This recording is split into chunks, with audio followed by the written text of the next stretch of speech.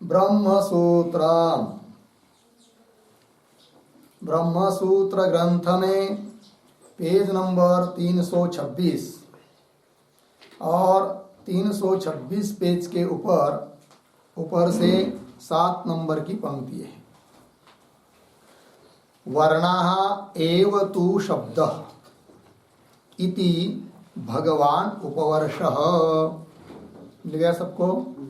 तो चलिए, तो बात यह चल रही है प्रथमाध्याय तृतीय पाद, और इस तृतीय पाद का यह 8 नंबर का अधिकरण है।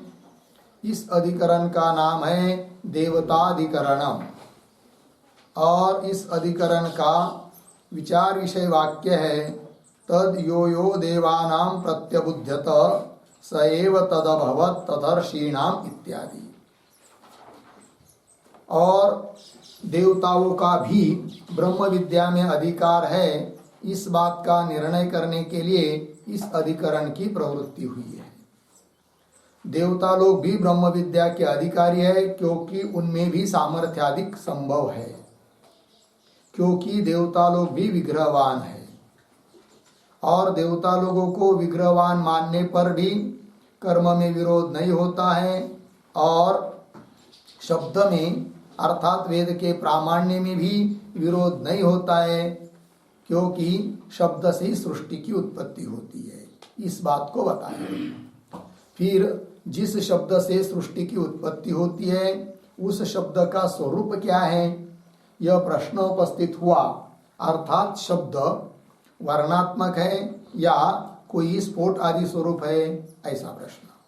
तब वैयाकरण वाले व्याकरणाचार्य लोग, उन्होंने अपना मत बताया कि शब्द वर्णात्मक नहीं है, अपितु स्फोटात्मक है। फिर स्फोटात्मक शब्द का स्वरूप क्या है, इस बात को भी बताया। और जो लोग वर्णात्मक शब्दों को मानते हैं उनका उन्होंने खंडन भी किया। तो उनका कहने का तात्पर्य यह रहा कि वर्णात्मक शब्द नहीं है, अपितु स्फोट ही शब्द है, और वो नित्य है, और उसी से सभी देवतादिक जगत उत्पन्न हुआ है। ऐसा वैयाकरणियों का कहना हुआ, किंतु उनका कहना भी खंडनीय है। अतः मीमांसक लोग उनका भी पुनः अब खंडन कर रहे हैं। तो वही कह रहे हैं, वर्णः एव तु शब्दः इति भगवान उपवर्षः। उपवर्ष नाम के एक आचार्य है, जिन्होंने जैमिनी सूत्र के ऊपर वृत्ति लिखी है।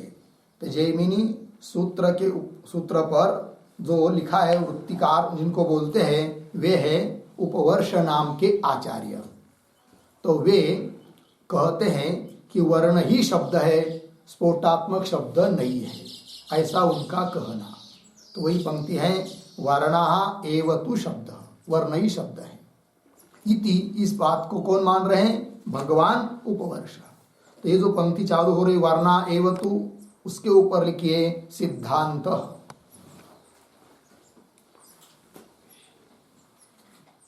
सिद्धांत, और कौंस में लिखिए मीमांसा मतम।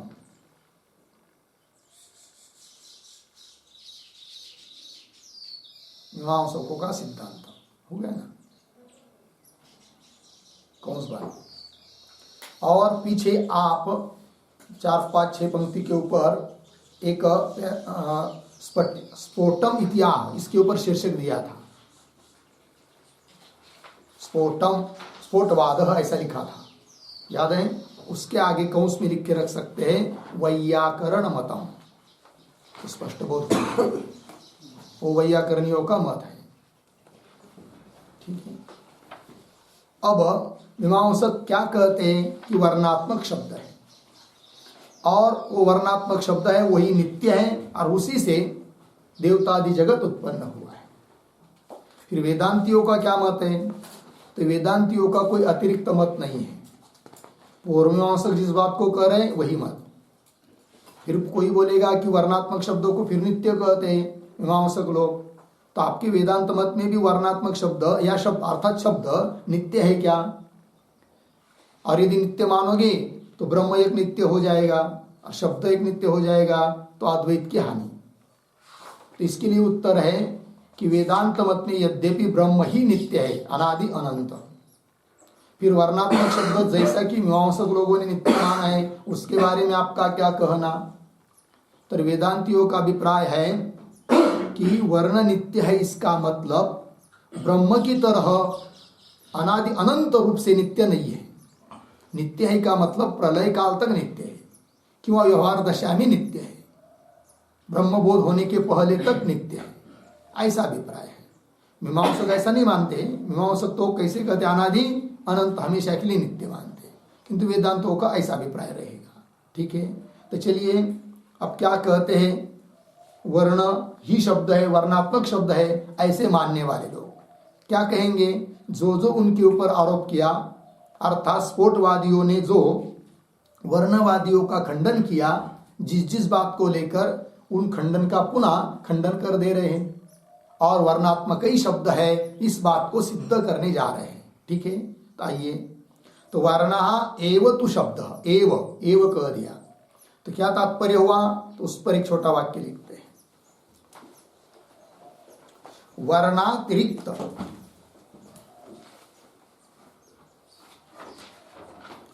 वर्णातिरिक्त स्फोटात्मक शब्दस्य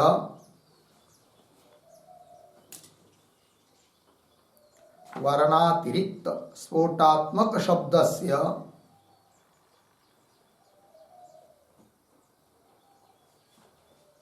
अनुभव अनारोहात् अनुभव अनारोहात् बराबर अननुभवात्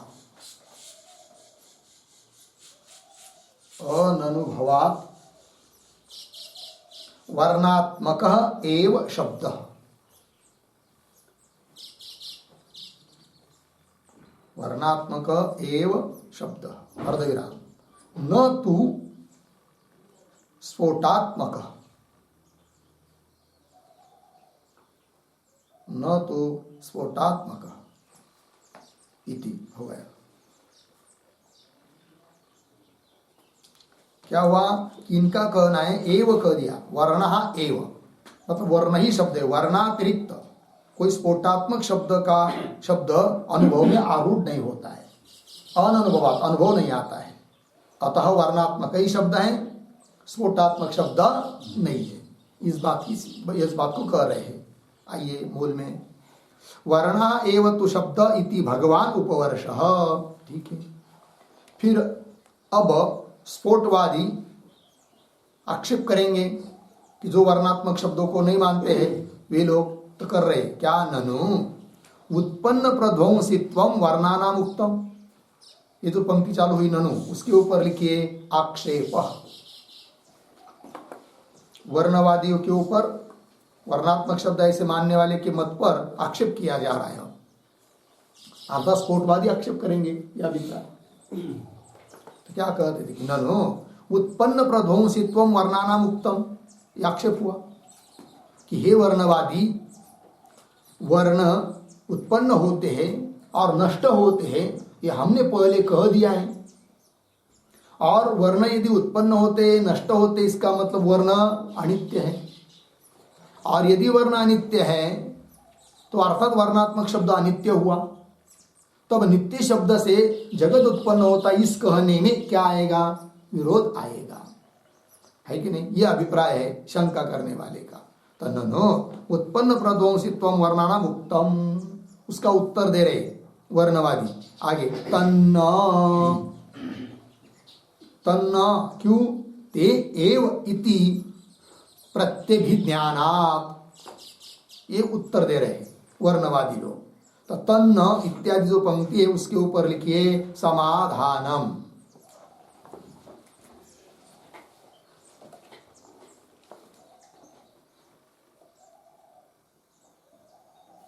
समाधान, ठीक है। तो क्या समाधान? कि वर्ण उत्पन्न होते नष्ट होते इसलिए अनित्य, ये तुम्हारा कहना ठीक नहीं है, अपितु वर्ण नित्य ही है। तो फिर पूछेंगे वर्ण नित्य है कैसे बताओ? तब वो कहते वर्णवादी लोग प्रत्यभिज्ञा के बल पर। प्रत्यभिज्ञा क्या होती है? ते एव इति, ते एव मतलब ते एव वर्णाः, जो अभी अभी पहले उच्चारण किया वही ये वर्ण है, सोयम गकारः। इस प्रकार से प्रतिविज्ञा होती है, अतः वर्ण उत्पन्न होते नष्ट होते ये कहना ठीक नहीं है। यदि पहले बार उच्चारण किया हुआ गकार आदि नष्ट हो जाता है और दूसरा गकार उत्पन्न होता है ऐसा मानेंगे तो प्रतिविज्ञा नहीं होनी चाहिए। प्रतिविज्ञा वहीं पर होती है कि जहां वो व्यक्ति वर्ण रूप व्यक्ति एक रहेगा और प्रतिविज्ञा होती है ते एव वर्णाः। अतः वर्णों को अनित्य मानना ये ठीक नहीं, ये बात कह रहे हैं। तन्न ते एव इति प्रत्यभिज्ञानात्, ऐसी प्रतिविज्ञा होती है। ठीक, अब आगे सादृश्यात् प्रत्यभिज्ञानम केशादिषु इव इति चेत, पुनः आक्षेप किया जा रहा है। तो ये जो पंक्ति है सादृश्यात् इत्यादि, उसके ऊपर लिखिए आक्षेप।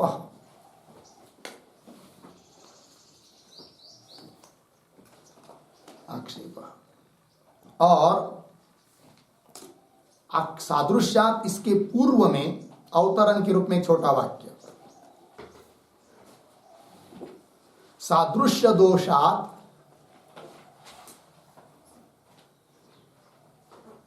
सादृश्य दोषात् इयं भ्रांति, इयं भ्रांति इति शंकते,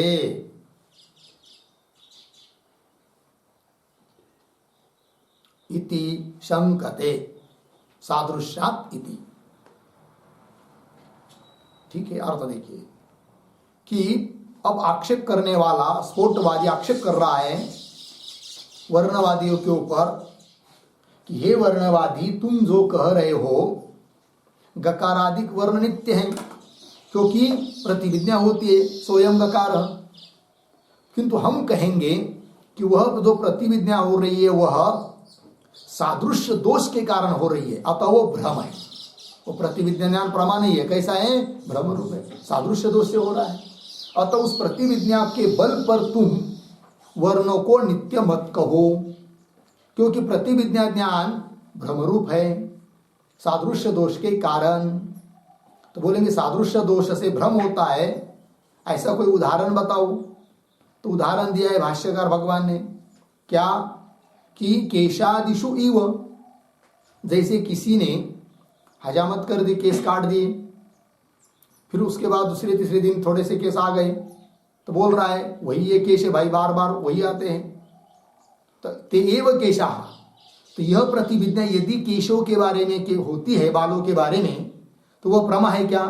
नहीं, क्योंकि जो काट कर फेंक दिए वो तो चले गए, सब लोग जानते हैं, वो भिन्न है। अभी जो नए आ रहे वो भिन्न है। भिन्न होते हुए भी प्रतिविज्ञा हो रही है, क्यों? सादृश्य के कारण। और सादृश्य रूप दोष से यह प्रतिविज्ञा होने के कारण, जैसे ते एव केशा यह प्रतिविज्ञा ज्ञान प्रमा नहीं है अपितु भ्रमरूप, भ्रमरूप होने के कारण उस प्रतिविज्ञा के बल पर वही ये केश है, केशों में एकत्व है, ये सिद्ध कर नहीं सकते। उसी प्रकार स्वयं गकार इत्यादि जो प्रतिविज्ञा हो रही है वह इसलिए हो रही है कि पहले गकार की सदृश ये द्वितीय गकार है, सादृश्य के कारण प्रतिविज्ञा हो रही है। अतः हे वर्णवादी, उस प्रतिविज्ञा को प्रमा मानकर उसके आधार पर तुम वर्णों को नित्य सिद्ध करने का प्रयास मत करो, क्योंकि जिस प्रतिविज्ञा के आधार पर तुम वर्णों को नित्य सिद्ध करने का प्रयास कर रहे हो वह प्रतिविज्ञा कैसी है? भ्रम रूप है। क्यों? सादृश्य दोष के कारण, ये कह रहा है आरोपकर्ता।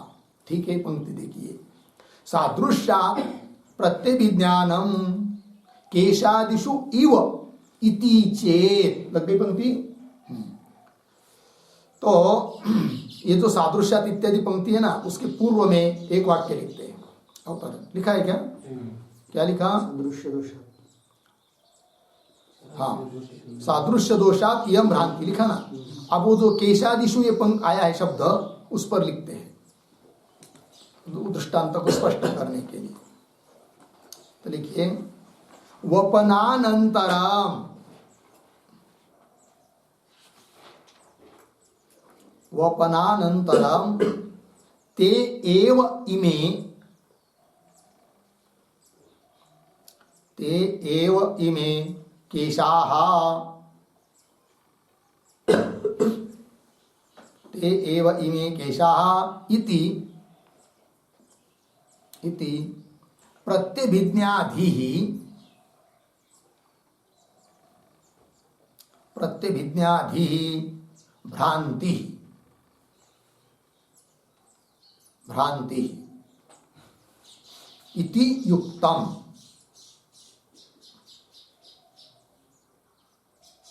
इति युक्तम अर्धविराम भेद प्रत्ययस्य बाधकत्वात्, भेद प्रत्ययस्य किंवा भेद प्रत्यक्षस्य बाधकत्वात्। ठीक है, अर्थ देखिए भाई। तो उपनानंतरम हजामत करने के बाद ते एव इमे केशाः, वही ये केश है, इति इस प्रकार प्रतिविज्ञादि, प्रतिविज्ञा बुद्धि भ्रांति है, भ्रम रूप है, ये तो ठीक है। इति युक्तम, क्यों? भेद प्रत्यक्षस्य बाधकत्वात्, उस प्रत्यविज्ञा का बाधक है कौन? भेद प्रत्यक्ष, क्योंकि वो केश अलग है जो काट दिए, ये अलग है, भेद का प्रत्यक्ष है, उससे वो बाधक होने के कारण प्रतिविज्ञा जो केशों के बारे में हो रही है वो भ्रम रूप है। उस प्रकार गकारादि वर्णों में जो प्रतिविज्ञा हो रही है उसको भी भ्रम रूप मान लो, ऐसा पूर्व पक्षी का अभिप्राय। तो उसको उत्तर दे रहे फिर आगे की पंक्ति में, न इति चेत कहा गया है ना, न क्यों प्रत्यभिज्ञानस्य प्रमाणांतरेण बाधानुपपत्तेः, ये उत्तर दिया। अतः इस न इत्यादि पंक्ति के ऊपर लिखिए समाधानम।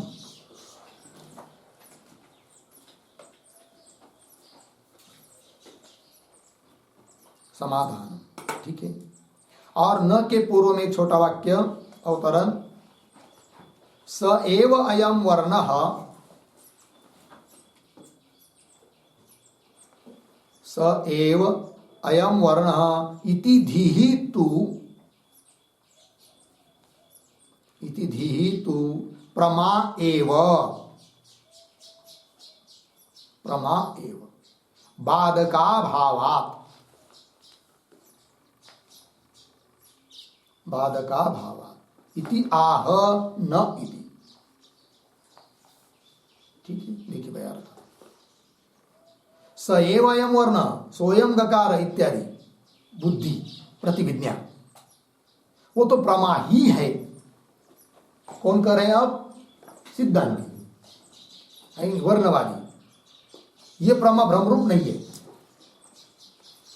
और सादृश्य दोष से भी नहीं है, क्योंकि सादृश्य दोष से तब मानते जब वर्णों का भेद रहता, तब वर्णों का भेद है ही नहीं है।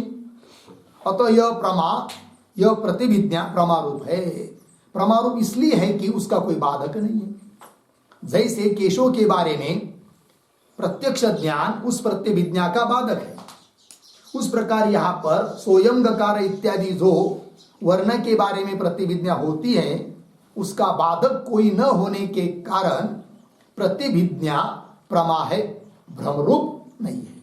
अतः उस प्रमारूप प्रतिविज्ञा के बल पर हम कहते हैं कि वर्ण नित्य है, वर्णानित्य नहीं है ना। देखिए, न प्रतिविज्ञानस्य प्रमाणांतरेण, अन्य किसी प्रमाण के द्वारा बाद अनुपपत्ति, बाद की अनुपपन्न, बाद अनुपपन्न है, अर्थात बाद होता नहीं है, किसका? प्रतिविज्ञा का। अतः प्रतिविज्ञा प्रमा है। ठीक, आगे चलिए। प्रत्यभिज्ञानम आकृति निमित्तम इति चेत, पुनः आरोप कर रहा है वो स्फोटवादी। अतः इस पंक्ति के ऊपर लिखिए आक्षेप।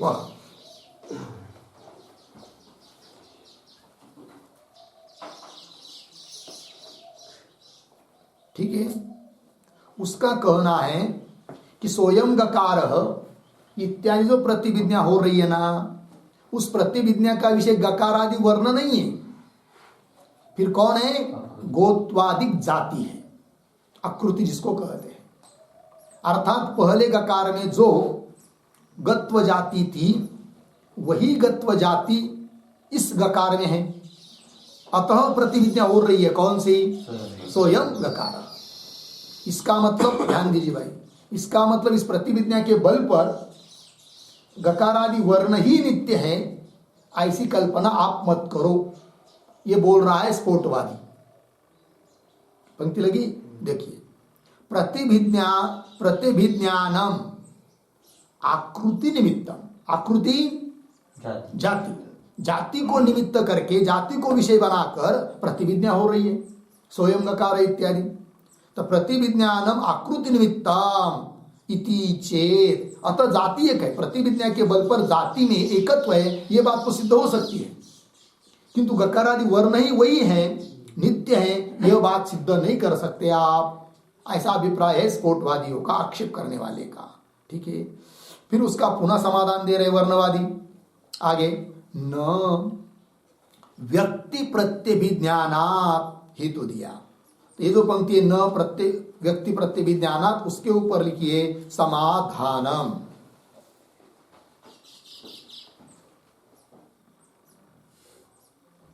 ठीक है, और उसके पूर्व में एक वाक्य अवतरण के रूप में व्यक्ति भेदे सिद्धे,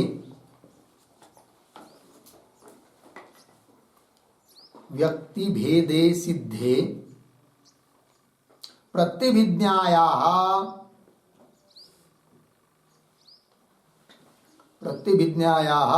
जाति विषयत्वं स्यात्, जाति विषयत्वं स्यात् अर्धविराम, यथा यत जलम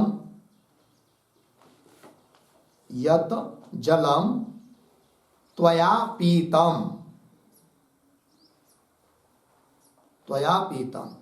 तदेव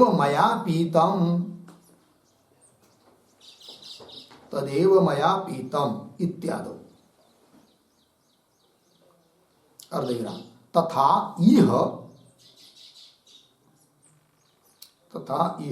व्यक्ति भेद न सिद्ध,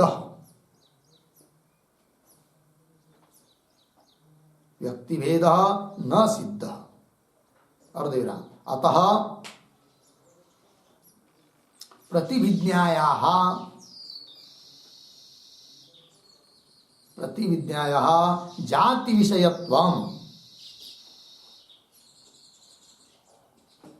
जाति विषयत्वं नास्ति इति परिहरति, जाति विषयत्वं नास्ति इति परिहरति न इति।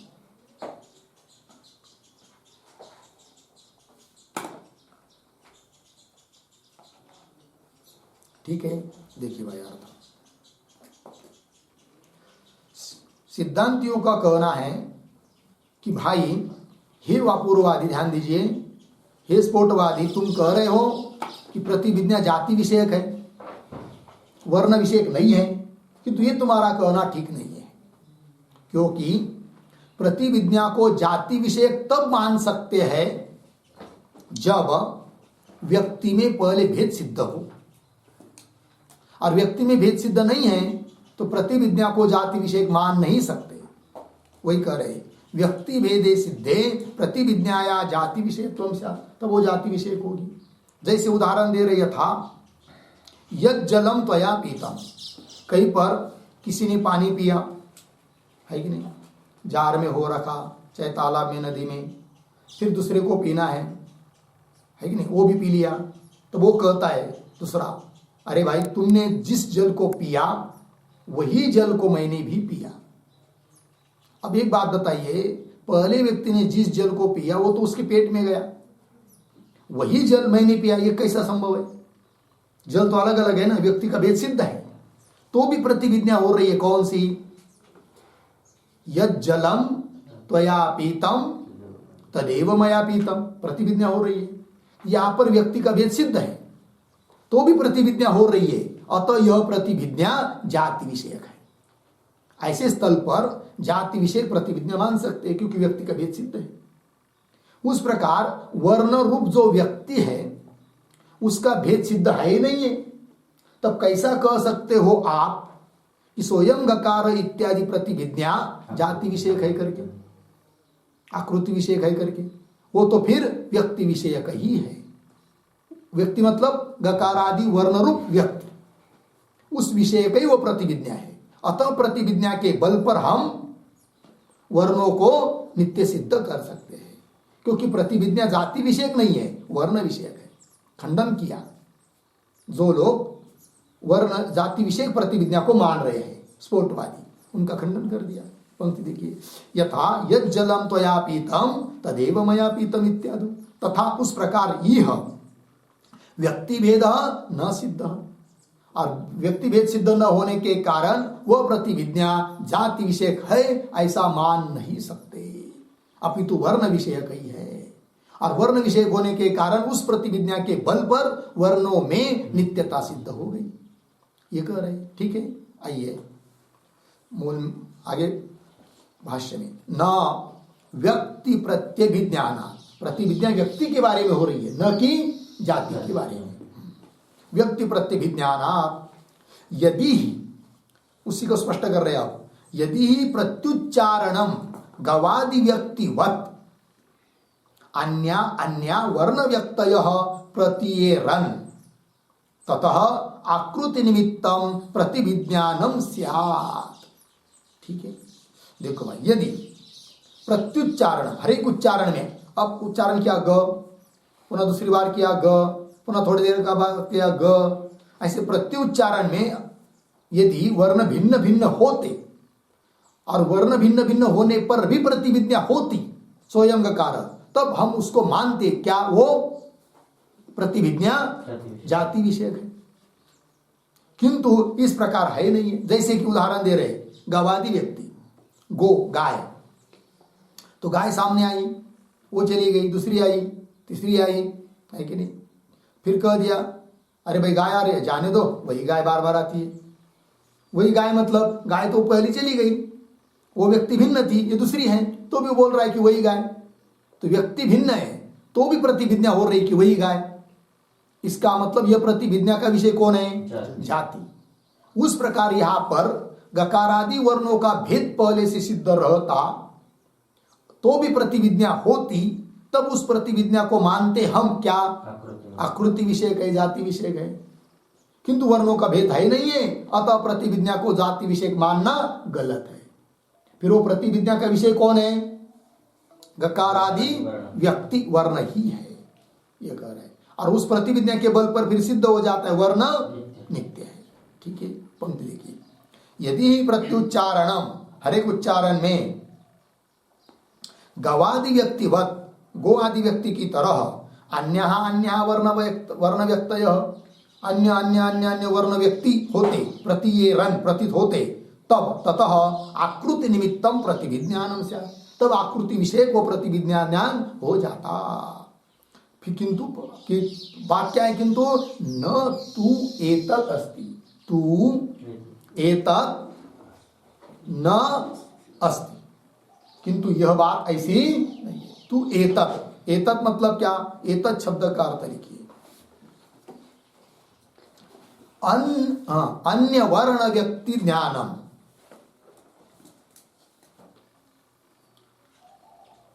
अन्य वर्ण व्यक्ति ज्ञान।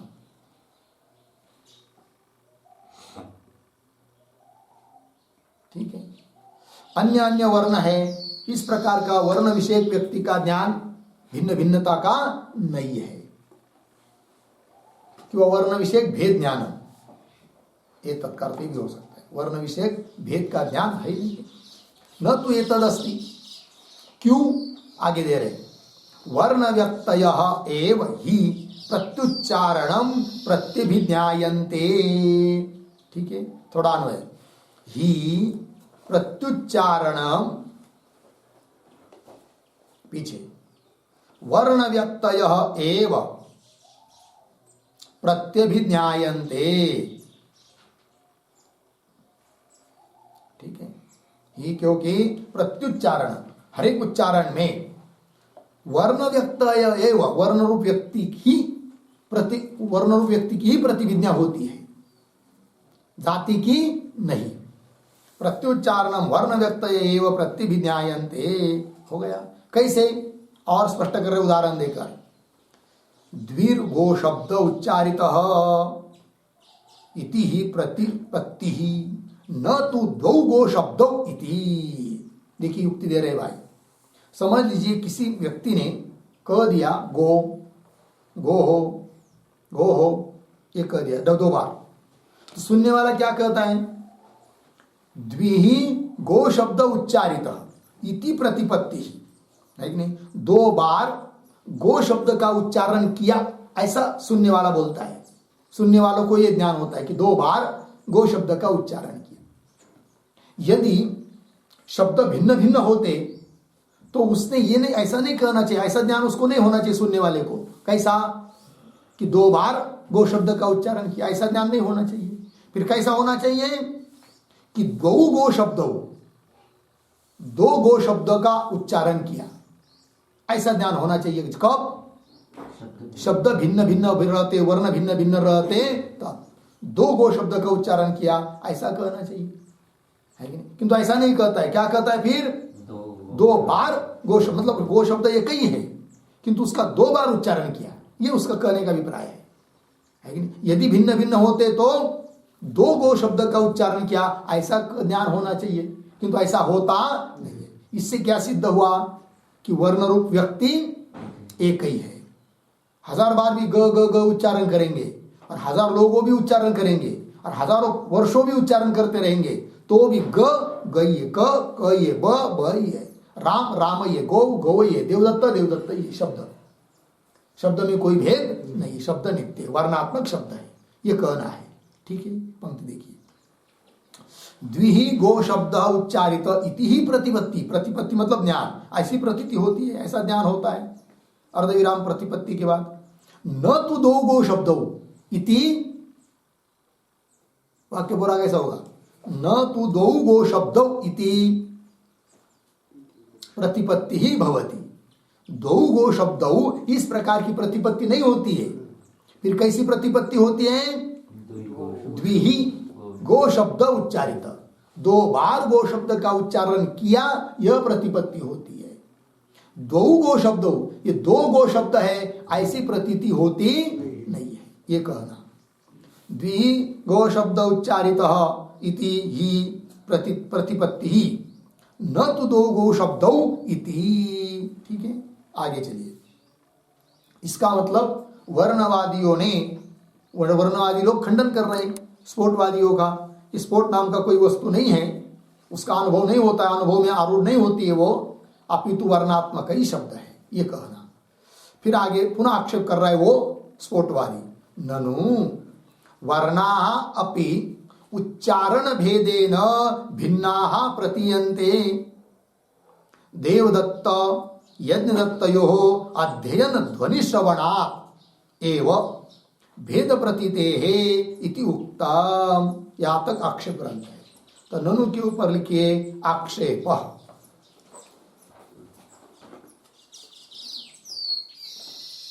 ठीक है, देखो भाई, ननु वर्णाः अपि उच्चारण भेदेन भिन्नाः प्रतीयन्ते। आक्षेप करता स्फोटवादी बोल रहा है कि वर्ण भी उच्चारण के भेद से भिन्न भिन्न ही प्रतीत होते हैं। और हमने उदाहरण भी दिया था पीछे। क्या उदाहरण दिया था? कि जैसे अध्ययन कर रहे कमरे के अंदर बहुत सारे लोग, बाहर से कोई सुन रहा है, वो सुनने वाले को पता चल रहा है क्योंकि एक के बाद एक अध्ययन पढ़ रहे कि नहीं, तो ये देवदत्त बोल रहा है, ये यज्ञदत्त बोल रहा है, ऐसा सुनने वाला बाहर से समझ लेता है। ये क्यों समझ लेता है? इसलिए कि सब वर्ण भिन्न भिन्न है, ऐसा हमने कहा है, अतः वर्णों को भिन्न भिन्न रूप से प्रतीति होती है, ये कह रहा है आक्षेप करता। पंक्ति देखिए, ननु वर्णा अपि उच्चारण भेदेन भिन्ना प्रतीयन्ते, भिन्न भिन्न रूप से प्रतीत होते हैं।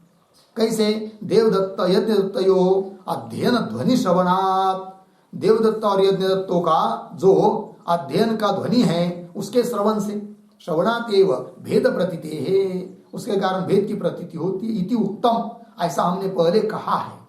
स्फोटवादी बोल रहा है, उसका उत्तर दे रहे अत्र अभिधीयते, वर्णवादी उत्तर दे रहे भाई मीमांसक लोग।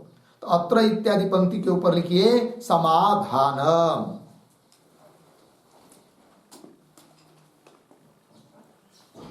समाधान दे रहे हैं।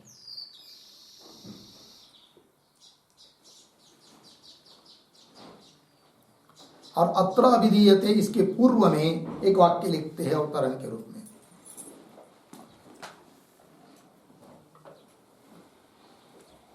भेद प्रत्यये अपि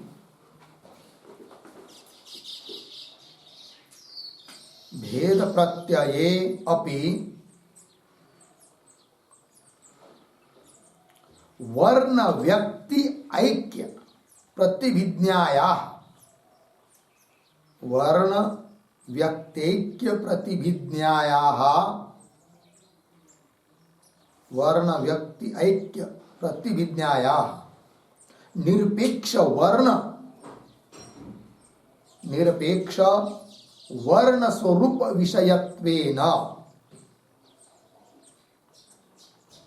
निरपेक्ष वर्ण स्वरूप विषयत्वेन प्राबल्यात्,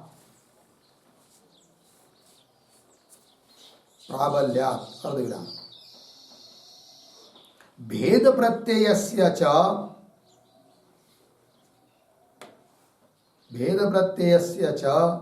सापेक्ष भेद विषयत्वेन, सापेक्ष भेद विषयत्वेन दौर्बल्यात्,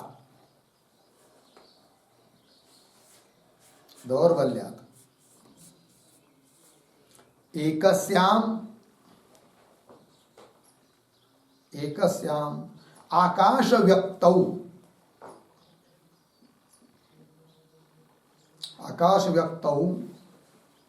कुंभाकाशः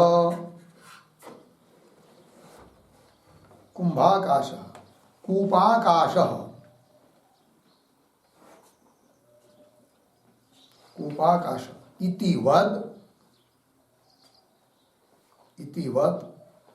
व्यंजक वायु संयोग विभाग वैचित्र्यात्,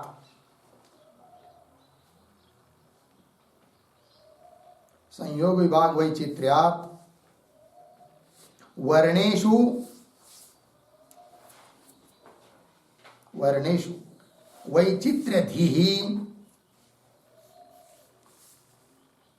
वैचित्र्यधीः बराबर भेद प्रतीति,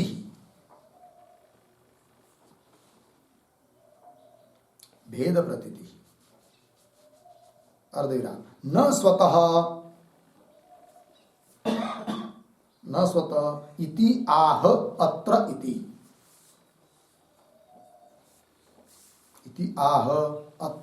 ठीक है। अर्थ देखिए भाई, सिद्धांती उत्तर दे रहे हैं पूर्व पक्षी के आक्षेप का। पूर्व पक्ष ने आक्षेप किया था कि वर्ण भी उच्चारण भेद से भिन्न प्रतीत हो रहे हैं, तब उसको सिद्धांती कह रहे हैं कि भेद प्रत्यय अपि, भेद की प्रतीति तो आ रही है, किंतु वो जो प्रतीति है वो दुर्बल है और प्रतिभिज्ञा प्रबल है। कारण क्या वो दे रहे, भेद प्रत्यय अपि, भेद प्रतीत होने पर भी वर्ण व्यक्ति ऐक्य प्रतिभिज्ञाया, वर्ण रूप व्यक्ति के एकत्व को सिद्ध करने वाली जो प्रतिभिज्ञा है स्वयं गकार इत्यादि, उस प्रतिभिज्ञाया, वो प्रतिभिज्ञा का विषय निरपेक्ष वर्ण स्वरूप विषयत्वेन, किसी की भी अपेक्षा न करते हुए केवल वर्ण रूप व्यक्ति को ही विषय कर रही हो। कौन? प्रतिभिज्ञा। वर्ण को वर्ण रूप व्यक्ति में एकता सिद्ध करने वाली जो स्वयं गकार इत्यादि प्रतिभिज्ञा, वह प्रतिभिज्ञा किसी की भी अपेक्षा न करके निरपेक्ष होकर क्या वर्ण के स्वरूप को ही विषय कर रही है, अतः वह प्रबल है क्योंकि उसको किसी की अपेक्षा नहीं है। और भेद की जो प्रतीति हो रही ना, वो किसी की अपेक्षा कर रही है भेद की प्रतीति, अतः भेद की प्रतीति दुर्बल है। वही कह रहे भेद प्रत्ययस्य च सापेक्ष भेद विषयत्वेन, है कि नहीं। वर्ण का वायु का संयोग आदि तालु आदि स्थानों के साथ पेट के अंदर से जो वायु निकलता है उसका संयोग विभाग आदि होता है, तब भेद प्रतीत होता है वर्णों में। अर्थात भेद की प्रतीति कैसी हुई, सापेक्ष हुई। अतः भेद प्रतीति कैसी सिद्ध हुई, दुर्बल।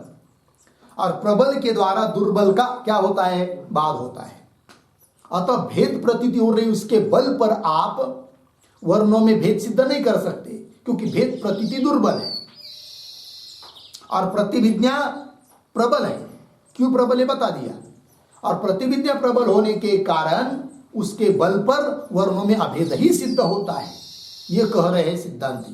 पंक्ति को देखिए, भेद प्रत्ययस्य सापेक्ष भेद विषयत्वेन, किसी की अपेक्षा लेकर के भेद की प्रतीति होने के कारण दौर्बल्य, वो भेद प्रतीति दुर्बल है।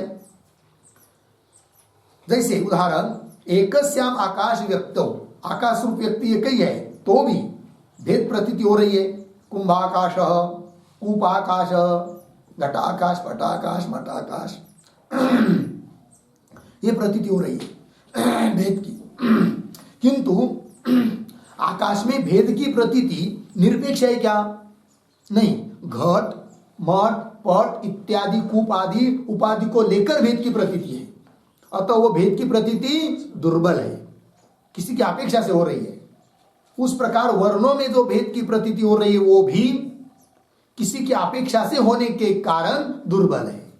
और प्रतिविज्ञा किसी की भी अपेक्षा न करके वर्णों के बारे में प्रतिविज्ञा हो रही है, अतः प्रतिविज्ञा प्रबल है, ये कह रहे हैं। पंक्ति देखिए, एकस्याम आकाश व्यक्तौ, एक ही आकाश व्यक्ति में कुंभाकाश, कोपाकाश इतिवत, इसकी तरह व्यंजक वायु, वर्णों को अभिव्यक्त करने वाला जो व्यंजक है कौन, वायु। वर्ण क्या हुए, अभिव्यंग्य, और अभिव्यंजक कौन है, वायु, ठीक है ना। तो वही देखिए, तो इतिवत व्यंजक जो वायुओं का संयोग विभाग, उनमें वैचित्र्य है, उनमें भेद है कि नहीं। और उनमें भेद होने के कारण, वैचित्र्य होने के कारण वर्णेषु वैचित्र्य दी, वर्णों में भी भेद की बुद्धि हो रही है। वैचित्र्य दी मतलब भेद की बुद्धि हो रही है, भेद प्रतीति। न स्वतः, वर्णों में स्वतः भेद की प्रतीति नहीं है, वो आकाश में स्वतः भेद नहीं है, उपाधिकृत है। उस प्रकार वर्णों में भी जो भेद प्रतीत हो रहा है वह स्वतः नहीं है, अपितु वायु संयोग आदि, संयोग विभाग आदि रूप उपाधि के कारण है, ठीक है ना। अतः भेद प्रतीति किसी की अपेक्षा कर रही है, अतः दुर्बल है। और प्रतिविज्ञा किसी की अपेक्षा न करके हो रही है, अतः प्रतिविज्ञा प्रबल है। अतः प्रबल जो प्रतिविज्ञा, उसके बल पर वर्णों को नित्य ही कह सकते हैं, न कि वर्णों में भेद, ये कह रहे सिद्धांती। इस बात को मन में रखकर उत्तर दिया जा रहा है, अत्र अभिधीयते इत्यादि पंक्ति के द्वारा। तो भाष्य की पंक्ति को देखिए, अत्र अभिधीयते क्या, सति वर्ण विषये निश्चिते प्रत्यभिज्ञाने, इतने का अनुभव, वर्ण विषये प्रत्यभिज्ञाने निश्चिते सति, वर्ण विषये प्रत्यभिज्ञाने निश्चिते सति, वर्ण विषय कही यह प्रतिविज्ञा ज्ञान है, ऐसा निश्चित होने पर क्या जी, संयोग विभाग व्यंग्यत्वात् वर्णानाम, वर्ण कैसे, संयोग विभाग इत्यादि के द्वारा व्यंग्य, दो शब्द भाई, व्यंग्य व्यंजक, है कि नहीं। व्यंग्य मतलब जो प्रकट होता है, अभिव्यक्त होता है, और व्यंजक मतलब जो अभिव्यक्त करता है, प्रकट करता है, उसको क्या कहेंगे, व्यंजक, है कि नहीं। तो वायु का संयोग विभाग आदि एक बात, वर्ण दूसरी बात, इन दो में एक व्यंग्य है, एक व्यंजक है। तो व्यंग्य कौन है, वर्ण, और व्यंजक कौन है, वायु आदि का संयोग विभाग आदि व्यंजक है, अभिभावक है कि नहीं, अभिव्यक्त करने वाला है, ये बात। पंक्ति देखिए, तो वर्ण विषय प्रत्यय विज्ञाने निश्चिते सति संयोग विभाग अभिव्यंग्यत्वात्, संयोग विभागाभिव्यंग्यत्वात्, संयोग विभाग के द्वारा अभिव्यंग्य होने से वर्ण, अभिव्यंग्यत्वात् वर्णानाम, ठीक है ना, अभिव्यंजक वैचित्र्य निमित्त अयम वर्ण विषय विचित्र प्रत्यय। अभिव्यंजक वैचित्र्य, वैचित्र्य भेद, अभिव्यंजक में वैचित्र्य है। अभिव्यंजक कौन है? वायु आदि का संयोग विभाग, वो अभिव्यंजक है, उसमें विचित्रता है, भेद है। तो अभिव्यंजक वैचित्र्य के निमित्त से, निमित्त क्या, अयम वर्ण विषय विचित्र प्रत्यय। अयम वर्ण विषय विचित्र प्रत्यय, वर्ण के बारे में जो विचित्र प्रत्यय, विचित्र प्रत्यय अर्थात भेद प्रत्यय, वर्ण विषय जो भेद की प्रतीति हो रही है वो क्यों हो रही है भाई? अभिव्यंजक में वैचित्र्य होने के कारण। अभिव्यंजक कौन है? वायु का संयोग विभाग आदि। पंक्ति लग रही है ना? देखो भाई, वही करे, संयोग विभाग अभिव्यंग्यत्वात् वर्णानाम अभिव्यंजक वैचित्र्य निमित्त अयम वर्ण विषय विचित्र प्रत्यय। विचित्र प्रत्यय का अर्थ लिखिए भेद प्रत्यय, अर्धविराम प्रत्यय के बाद, न स्वरूप निमित्त, स्वरूपता भेद नहीं है वर्णों में, ये कहा दिया, न स्वरूप निमित्त, हो गया पूर्ण विराम। इस पंक्ति में जो एक शब्द है संयोग विभाग अभिव्यंग्यत्वात्, उस पर एक वाक्य लिखते हैं, ताल्वादि देशैहि सह,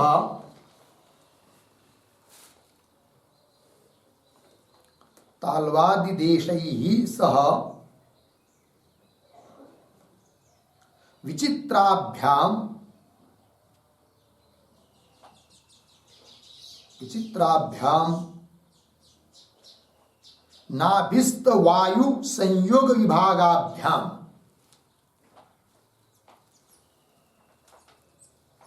नाभिस्त वायु संयोग विभागाभ्याम वर्णेषु व्यंग्यत्वात्,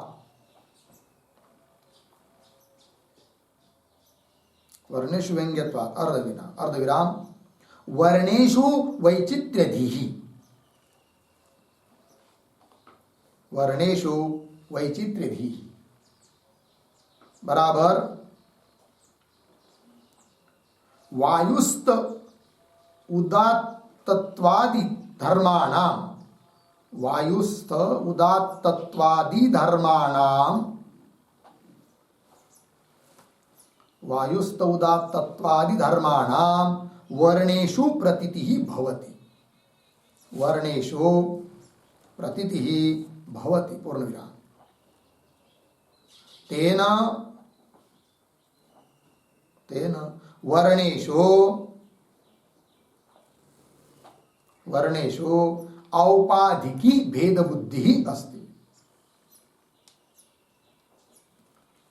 औपाधिकी भेद बुद्धि अस्ति, अर्धविराम, न स्वतः इत्यर्थः,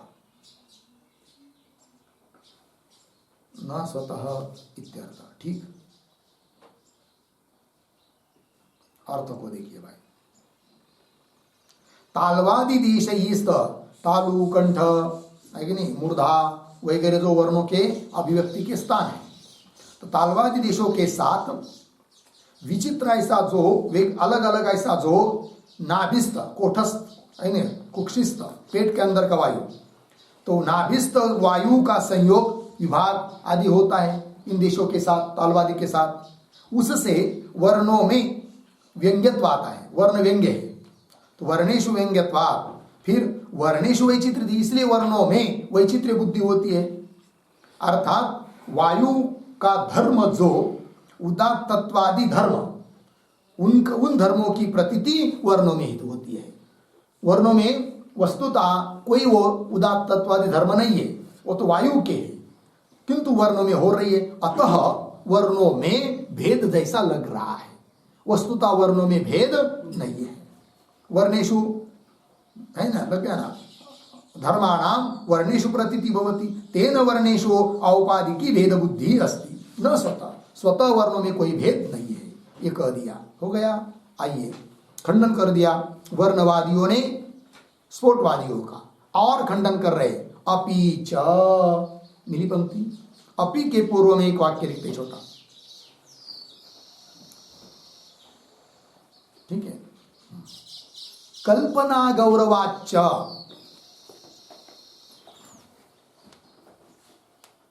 कल्पना गौरवाच्च वर्णेषु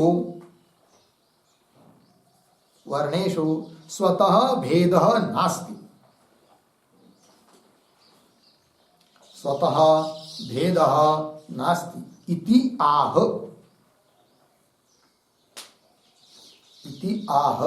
अपि च इति। ठीक है, देखिए भाई, अब वर्णवादी और खंडन कर रहे हैं स्फोटवादियों का, अर्थात जो लोग वर्णों का भेद मानते हैं उनका। क्या? कल्पना गौरवाच्य, और आप यदि वर्णों में भेद मानेंगे, ठीक है ना, वही गकार एक ही है ऐसा न मानकर वर्णों में भेद मानेंगे, वर्णों को अनित्य मानेंगे और स्फोट नाम का कोई अलग शब्द सोचेंगे, तो आपको बहुत बड़ी कल्पना करना पड़ती है, कल्पना गौरव होता है। इस दृष्टि से आप खंडन कर रहे हैं। कल्पना गौरवाच्च वर्णेषु, वर्णों में स्वतः भेदः नास्ति इति आह, अपि च। देखिए पंक्ति भाष्य में, अपि च वर्ण व्यक्ति भेदवादिना अपि प्रत्यभिज्ञान सिद्धये वर्णाकृतयः कल्पयितव्याः। एक बात, क्या?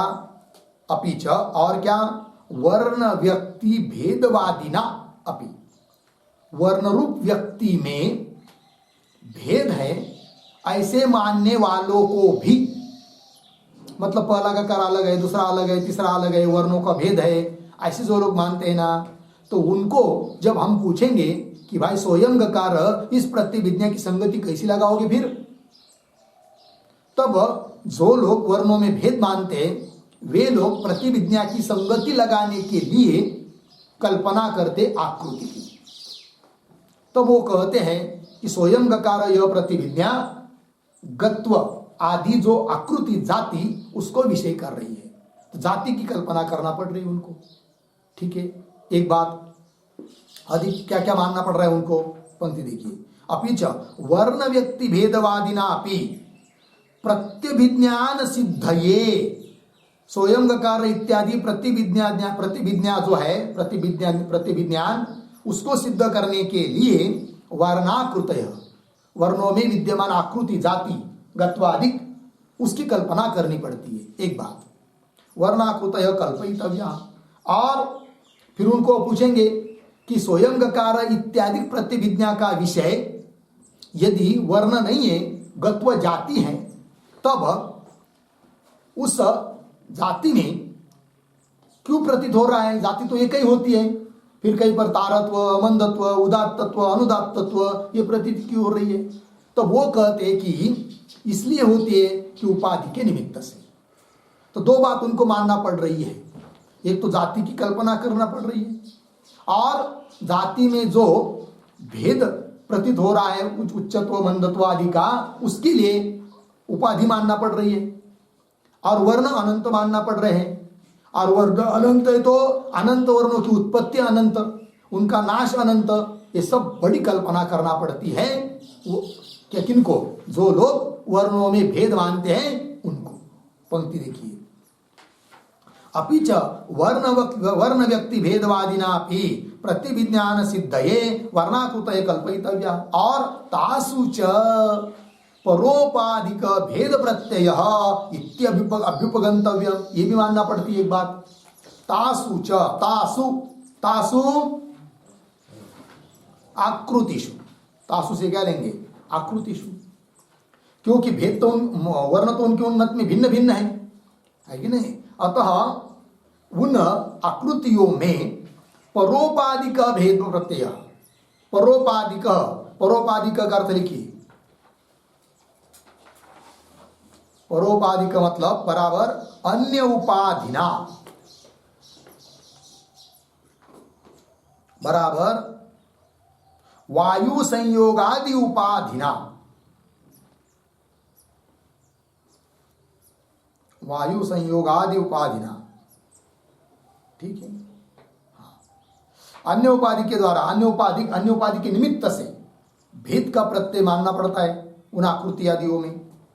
वायु संयोग आदि उपाधि के निमित्त से भेद मानना पड़ता है, क्योंकि उनके मत में तो वर्णों का तो स्वतः भेद है ना, अतः वर्णों का भेद उपाधिकृत नहीं है।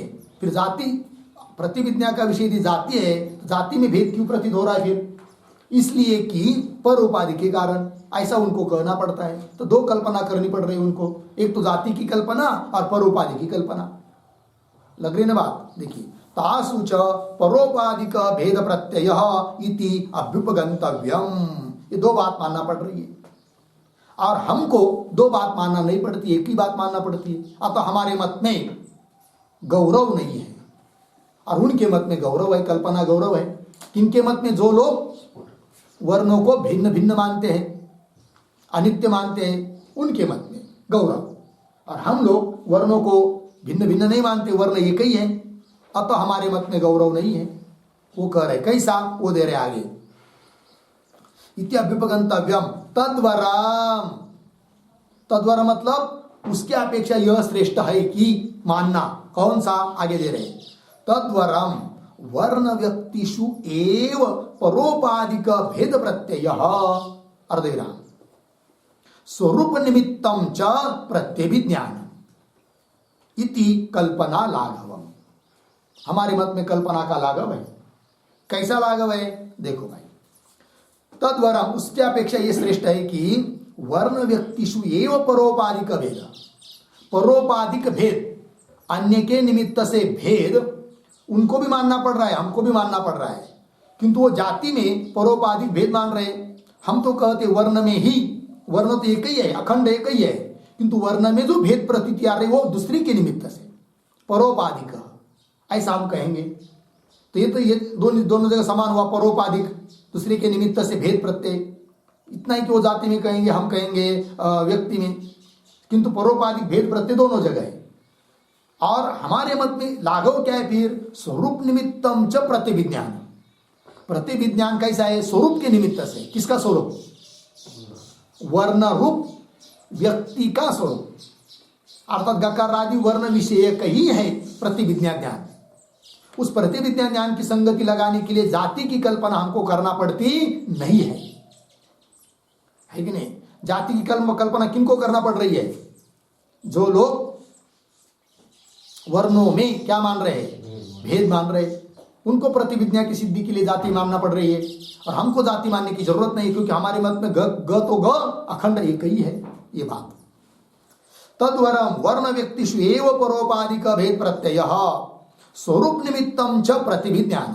तो प्रतिविज्ञा ज्ञान की संगति लगाने के लिए हमको जाति की कल्पना नहीं करना पड़ रही है, वर्ण विषयक ही प्रतिविज्ञा ज्ञान है। और वर्ण एक होते हुए भी भेद की प्रतीति इसलिए हो रही है कि पर के निमित्त से।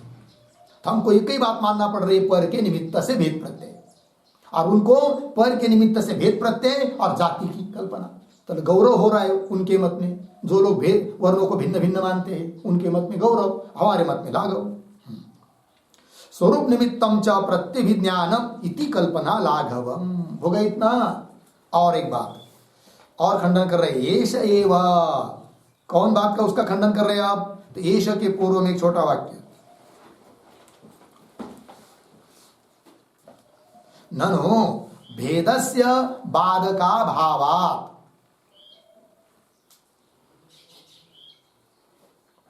ननु भेदस्य बाधका भावात् न औपाधिकत्वम्, न औपाधिकत्वम् इति अतः आह, इति अतः आह एष इति।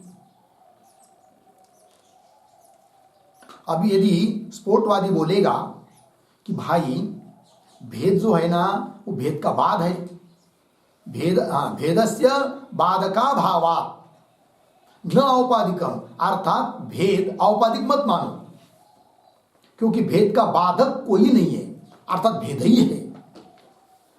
ऐसा यदि स्फोटवादी बोलता है, क्या कहता है कि भेद को उपाधिकृत मत मानो। उपाधिकृत तब मान सकते आप जब उनका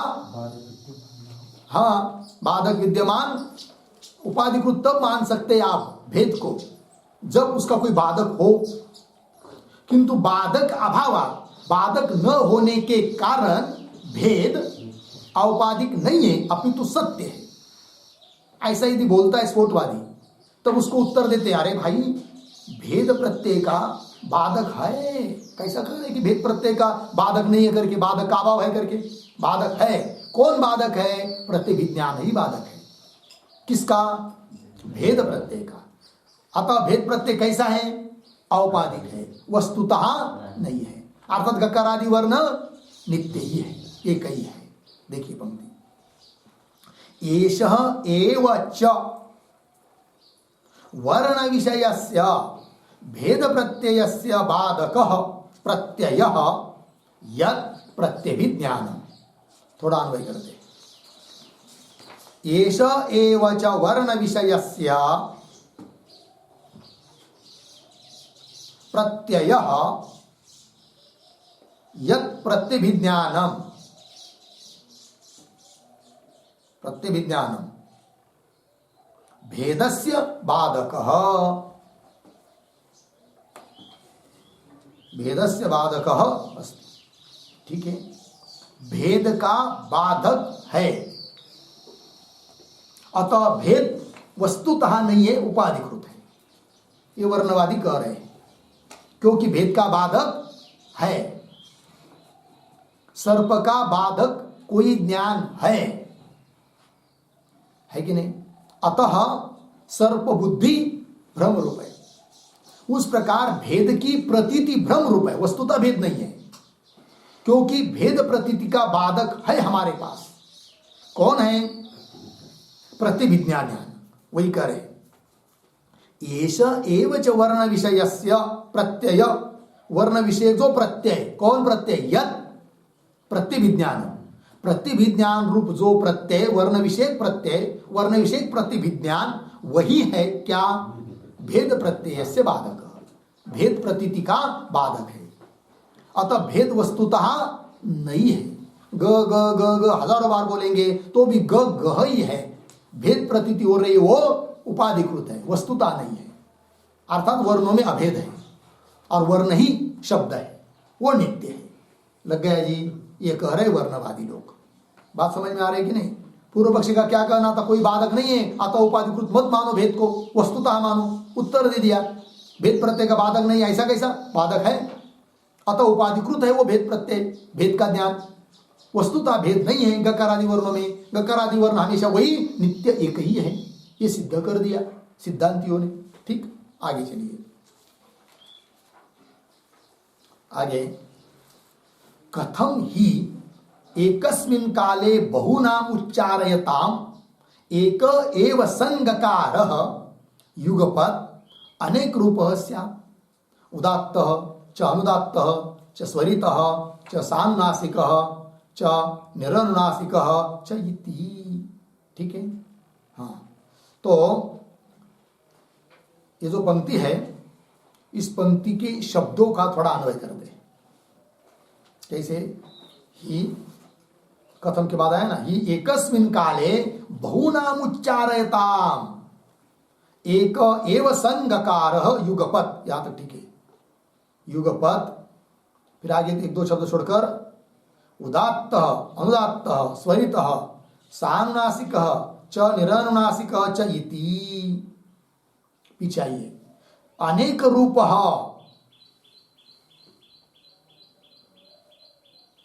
अनेक रूपः मिला ना? कथम स्यात्, अनेक रूपः कथम स्यात्। ठीक है, आक्षेप कर रहा है पूर्व पक्षी। कथम के पूर्व में एक वाक्य लिखते हैं, प्रतिभिज्ञायाः बाधकम आशंकते। प्रतिविज्ञायाः बाधकम आशंकते। पूर्ववादी कथम इति।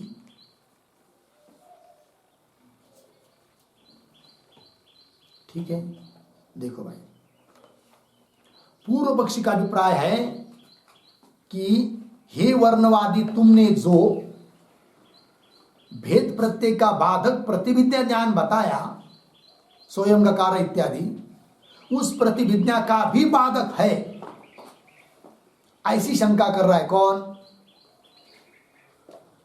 आक्षेपकर्ता, स्फोटवादी, पूर्ववादी। क्या कहता है कि प्रतिविज्ञा का भी है कौन? बाधक है। अतः प्रतिविज्ञा के बल पर आप वर्णों में एकत्व सिद्ध कर नहीं सकते। तो प्रतिविज्ञा का बाधक कैसा है वो स्वयं बता रहा है पूर्ववादी, फिर उसका खंडन करेंगे आगे। ही एकस्मिन काले, एक ही काल में, बहुनाम उच्चारेता, बहुत लोग उच्चारण कर रहे वेद मंत्र आदि का या गकार आदि का, तो बहुनाम उच्चारयताम, एक एव सन गकार, ग आदि वर्ण यदि एक ही है तो युगपत एक ही काल में उदात्त, उदात्त गकार कोई बोल रहा है, कोई अनुदात्त गकार बोल रहा है, कोई स्वरित गकार बोल रहा है, कोई सानुनासिक अनुनासिक से युक्त गकार बोल रहा है, कोई निरनुनासिक गकार बोल रहा है, इति इस प्रकार अनेक रूप कथम स्यात्। यदि एक ही गकार है और अनेक लोग उच्चारण कर रहे गकार यदि एक ही है तो अनेक रूप से कैसा बन रहा है फिर वो? बताओ, है कि नहीं? ये आक्षेप कर रहा है। अर्थात तुम्हारी प्रतिविज्ञा कोई काम की नहीं है। यदि प्रतिविज्ञा होती तो अनेक रूप गकार का होता ही नहीं। ठीक है ना? तो ये तो आक्षेप हुआ। अब उसको उत्तर दे रहे अथवा। अथवा मतलब क्या? तो थोड़ा सा ध्यान दीजिए। क्या? तो वर्णवादियों ने क्या कर दिया था कि गकार आदि वर्णों में जो भेद प्रतीत हो रहा है वह स्वयं गकार आदि वर्णों का नहीं है, अपितु पेट के अंदर जो वायु है वह वायु जब तालु आदि स्थान में उसका संयोग विभाग आदि होता है तो उसके निमित्त से भेद प्रतीत होता है वर्णों में। वस्तुतः वर्णों में भेद नहीं है। अर्थात उदात्तत्व आदि धर्म उस वायु के है और उन धर्मों की प्रतीति हो रही है किसमें? गकार आदि वर्णों में। अतः गकार आदि वर्णों का भेद प्रतीत हो रहा है। ठीक है, किंतु उन वायु का धर्म, वायु ही प्रत्यक्ष नहीं है, वायु का धर्म भी प्रत्यक्ष कहां से होगा? अतः वायु के धर्म की प्रतीति गकार आदि वर्णों में होती है, इसलिए गकार आदि वर्णों में भेद प्रतीत होता है। यह कहना ठीक नहीं बन रहा है, क्योंकि वायु प्रत्यक्ष नहीं, उसका धर्म भी कहां से प्रत्यक्ष होगा? तब अब वर्णवादी दूसरे अंग से उसी शंका का समाधान कर रहे हैं। कौन शंका का? कि भेद न होते हुए भी गकारादि वर्णों में जो भेद प्रतीत हो रहा है वो उपाधिकृत है। तो वो जो उदात्तत्वादि धर्म गकार में आदि गकार आदि में दिखाई दे रहे वर्णों में, वो वायु के धर्म बताकर समाधान किया पहले, किंतु वायु आदि का प्रत्यक्ष नहीं है तो कैसे वायु के धर्म मानेंगे?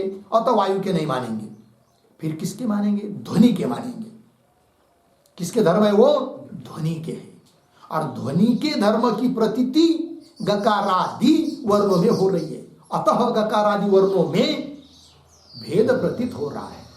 वस्तुतः गकारादि वर्णों में भेद नहीं है।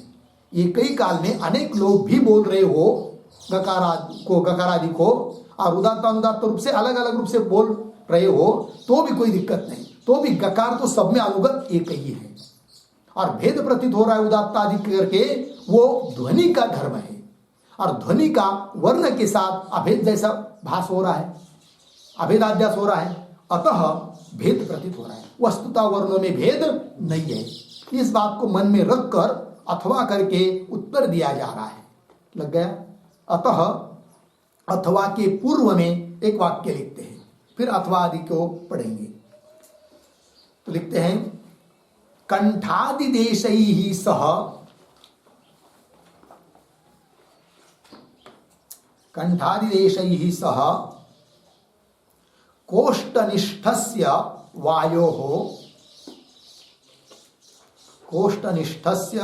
वायोः संयोग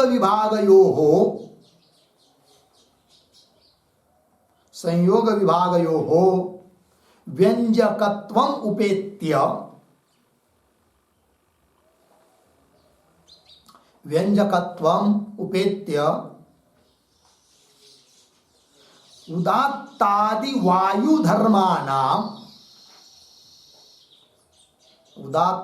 उदात्तत्वादि वायुधर्माणां वर्णेषु प्रतीत्या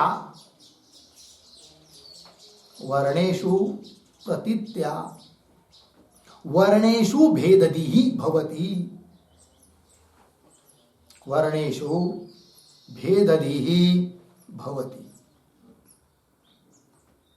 अर्धविराम। न स्वरूपकृता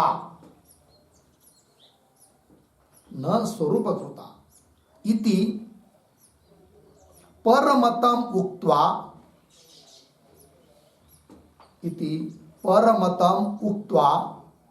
स्वमतम आह अथवा इति।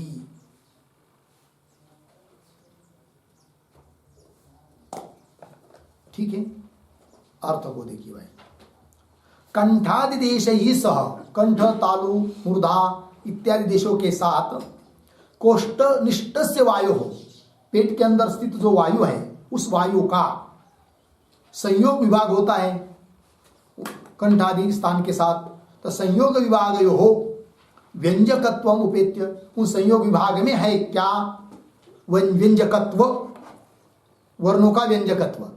तो व्यंग्य हुए वर्ण और व्यंजक कौन हुआ? संयोग विभाग आदि वायु का। ठीक है ना। व्यंजकत्व उपेत्य, ऐसा स्वीकार करके फिर उदात्तत्वादि वायु धर्माना, उदात्तत्व इत्यादि धर्म किसके माने? वायु के। और वे वायु के धर्म कहाँ दिखाई दे रहे हैं? वर्णों में। अतः वर्णों में प्रतीत हो रहा है क्या? भेद। किंतु यह समाधान जो दिया था वर्णवादियों ने, वो दूसरे के मत को लेकर समाधान दिया था। ऐसे कुछ लोग मानते हैं, उसको मन में रखकर ये समाधान दिया था। ठीक है ना। वही उदात्तत्वादि वायु धर्माणाम वर्णेषु, वर्णों में प्रतीति होने के कारण वर्णेषु भेददिः, वर्णों में भेद बुद्धि हो रही है। न स्वरूपकृता, स्वरूपतः वर्णों में भेद बुद्धि नहीं है। ये जो कहा इति परमतम उक्त्वा, दूसरे के समाधान को लेकर समाधान दिया था वर्णवादियों ने। किंतु अब स्वमतम आह, अपना मत बता रहे हैं। अपना मत क्या है कि वर्ण तो वही है, वर्ण तो नित्य ही है, एक ही है, किंतु वर्णों में भेद प्रतीति का कारण जो है वो दूसरे को लेकर, दूसरे का समाधान मन में रखकर समाधान दिया था कि वायु का धर्म है और वायु का संयोग होता है, वायु अभिव्यंजक है, उसका धर्म है उदात्तत्वादि, और वो धर्म वर्ण में प्रतीत होता है, अतः वर्ण में भेद दिखाई देता है। ये समाधान दिया था। अब ऐसा नहीं कह रहे, अब कह रहे हैं कि गकार आदि वर्ण तो एक ही है, किंतु उनमें जो भेद प्रतीत हो रहा है उसका कारण ध्वनि गत धर्म की प्रतीति वर्ण में हो रही है। उदात्तत्व धर्म किसके है? वायु के नहीं, अपितु ध्वनि के। और ध्वनि का और वर्ण का अभेदाध्यास हो रहा है, एक जैसे लग रहे हैं। अतः उस ध्वनि का धर्म प्रतीत हो रहा है कहा? वर्णों में। अतः वर्णों में प्रतीत हो रहा है कौन? भेद। वस्तुता वर्णों में भेद, ये अपना मत आप बता रहे हैं। पंक्ति देखिए, अथवा ध्वनिकृत अयम प्रत्यय भेद अर्धविराम न वर्णकृत इति अदोष। मिल गया पंक्ति। अथवा ध्वनिकृत अयम प्रत्यय भेद, अयम प्रत्यय भेद मतलब वर्णों में जो भिन्न भिन्न रूप से भिन्न भिन्न लग रहे वर्ण, कि पहला गकारा लगे, गकारा लगे, जो भेद प्रतीति हो रही है ना, वह ध्वनि के निमित्त से। ध्वनिकृत अयम प्रत्यय भेद न वर्णकृत, वर्ण में वस्तुतः भेद नहीं है, न वर्णकृत इति अदोष, अतः कोई दोष नहीं होगा। अर्थात वर्ण अखंड एक ही है, उनमें भेद प्रतीत हो रहा है, वो ध्वनि के कारण हो रहा है, ऐसा अब समाधान दिया जा रहा है। लग गया पंक्ति? हाँ। अब प्रश्न उठेगा कि भाई ध्वनि और वर्ण कोई अलग अलग है या एक ही है? अच्छा, अलग अलग है तो कौन है वो ध्वनि का स्वरूप बताओ। है कि नहीं? वर्णों से भिन्न है ना ध्वनि का स्वरूप, तो ध्वनि का स्वरूप बताओ फिर। तब कह पुनः अयम ध्वनिर नाम, वो ध्वनि क्या चीज है वो बात बताओ। तो इस बात को बता रहे अब आगे। फिर कहेंगे कि ध्वनि अलग चीज है, वर्ण अलग चीज है। उदात्त तत्व धर्म ध्वनि का है, वर्ण का नहीं।